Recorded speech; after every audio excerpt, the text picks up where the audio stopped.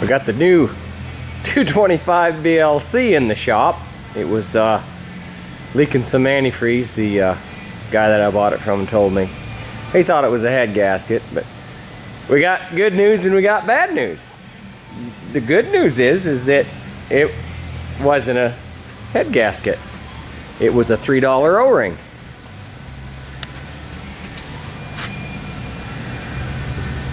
Right here.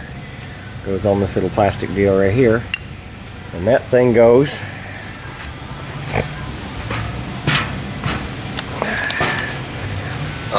let's see. Goes right, let's see, right there. You can see it right there, which goes in the head right there, and then goes in the water jacket right there. Bad news is, can't replace it without pulling the head, so it might just as well been a head gasket.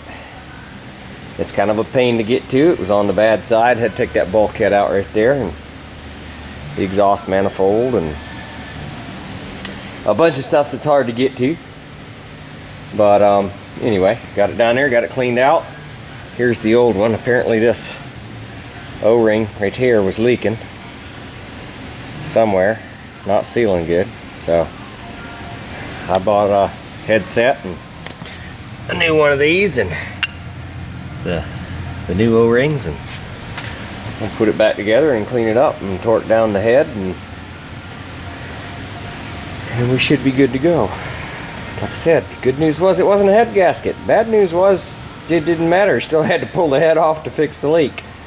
So anyway, of course, you know, I'm not happy if I buy something if I can't work on it some anyhow. So couldn't get underneath the overhead hoist here, so I had to improvise a little bit to be able to get the head off there. It doesn't weigh but, oh crap, I dropped it on the floor. It doesn't weigh but 85 pounds, but it's real hard to get it up out of there and then back in and everything.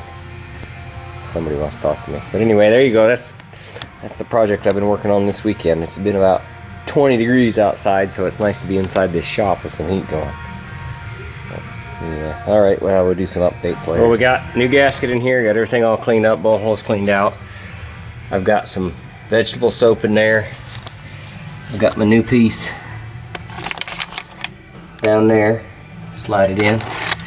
And we've got kind of a, I got a deal rigged up here so that I can handle this head. It doesn't weigh but 85 pounds, but it's a whole lot easier to use a little chain block to kind of get it down there into place than it is to try to do it by hand. I got it down on there. I tried to film it, but there's no way to hold the camera and take the chain block and put the head down on there. But anyway, it's got two dowel pins that holds it where it's supposed to be. So you go ahead and drop it on there. I'm gonna leave the chains on here just in case something were to slip.